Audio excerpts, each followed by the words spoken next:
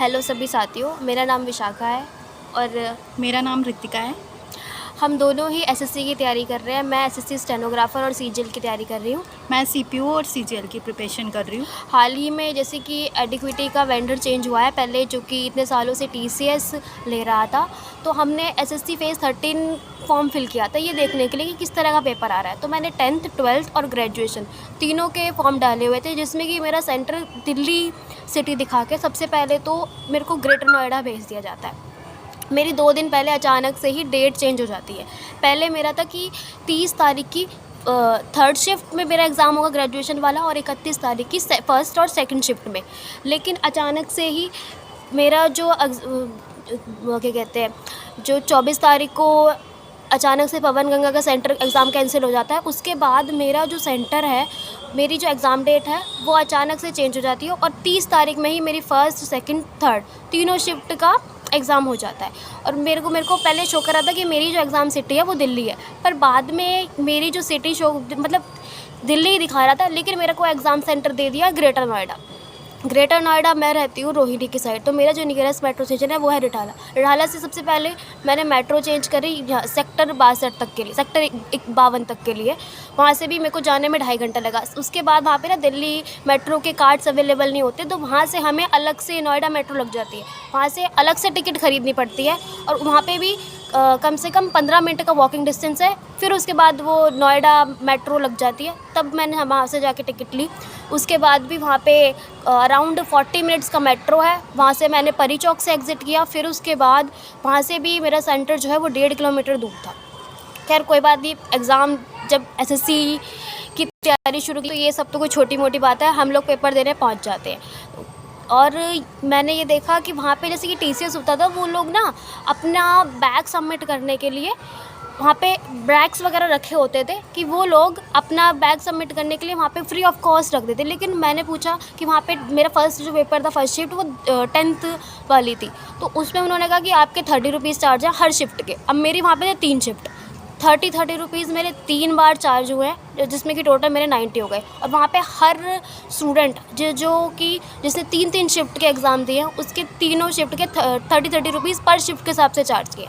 वहाँ पे exam centre में हम लोग गए हैं, तो 10th का पेपर 12th का पेपर तो जैसे उसका स्टैंडर्ड है वैसे ही आ रहा है, लेकिन ग्रेजुएशन का पेपर बिल्कुल ही आउट ऑफ सिलेबस आ रहा है। उसमें स्टैटिक के क्वेश्चन पूछ लिए, उसमें कोऑर्डिनेट ज्योमेट्री के भी इतने एडवांस वर्जन पूछ लिए जो अब तक 2024 तक में कोई ऐसा क्वेश्चन नहीं होगा। पीवाईक्यू मैं सारे पीवाईक्यू करके गई थी, लेकिन अब तक उसमें पीवाईक्यू में से कुछ पूछा ही नहीं, बिल्कुल ही अलग नया पैटर्न। वहाँ पे जो पेन मिल रहा है, इतनी गंदी क्वालिटी का पेन मिल रहा है और शीट मिल रही है। मेरा खुद का पेन 3-4 बार रुका है और मैं चलते एग्ज़ाम में उससे पेन मांगे जा रही हूँ कि पेन दे दो, और मैं ही सिर्फ पेन नहीं मांग रही थी, मेरे साथ जितने और भी कैंडिडेट्स एग्ज़ाम देने आए थे ना, सारे के सारे पेन मांग रहे थे कि ये पेन बीच बीच में रुके जा रहा है। अब जैसे कि मैं मैथ्स कर रही हूँ, मैथ्स में कोई भी क्वेश्चन सॉल्व कर रही हूँ, उसमें बीच बीच में पेन रुके जा रहा है। वो मेरा जो एक रिदम बन जाती है ना क्वेश्चन सॉल्व करने की, वो सारे की सारे बीच में रह जाते हैं जब वो पेन नहीं चलता।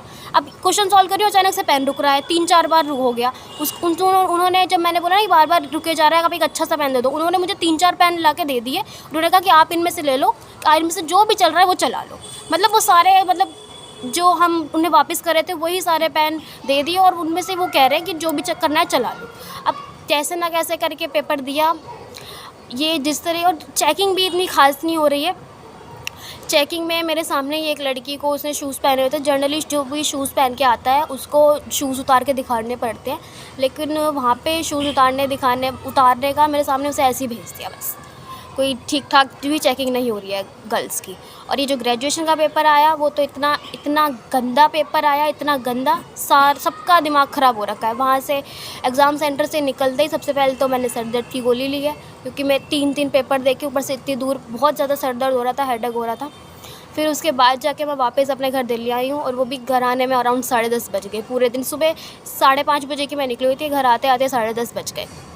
तो ये मेरा एसएससी फेज़ 13 का रिव्यू था। अब रितिका बताएगी। जैसे कि मैंने बताया कि मैं सीजीएल और सीपीयू की प्रिपरेशन कर रही हूँ, बट मैंने सोचा कि मैं सिलेक्शन पोस्ट का भी एग्ज़ाम देती हूँ, इससे मतलब कि प्रैक्टिस भी हो जाएगी। लेकिन जैसे मैंने तीनों पोस्ट के लिए फॉर्म फिल किए थे, मैट्रिकुलेशन वाला, 10+2 वाला और ग्रेजुएशन बेस्ड वाला। मेरे तीनों के एग्ज़ाम सेंटर सेम ही थे।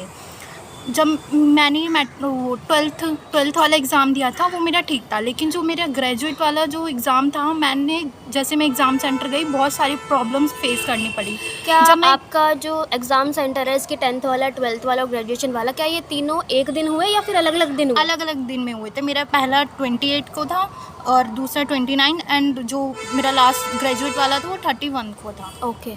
तो मैंने देखा मुझे वहाँ पे क्या आपके बैग चार्ज करने के पैसे ले रहे हैं? बैग चार्ज करने के पैसे ले रहे थे, कितने रुपए ले रहे हैं? 50 रुपीज़ ले रहे थे। 50 रुपीज़। सेंटर कौन सा था? Shakti Nagar. RK digital. Yes. Okay, आगे कंटिन्यू।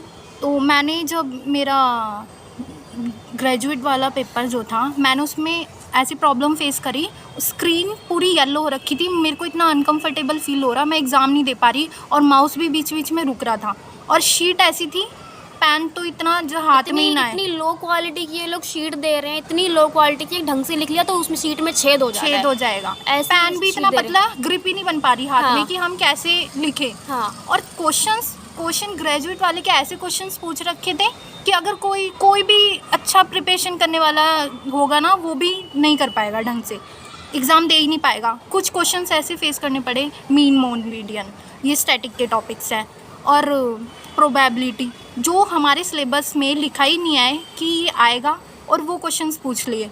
बच्चा करे तो करे क्या, बहुत सारी। और फिर हम इतना टाइम हो गया प्रिपरेशन करते करते, हमें लगा था कि होप थी कि हमारा हो जाएगा इस बार, लेकिन जिस तरीके से हालात चल रहे हैं, एडिक्विटी का आना, इतना पेपर लीक होना, और ऐसी कंपनी को वेंडर दे दिया जो खुद ही एक ब्लैक लिस्टेड है।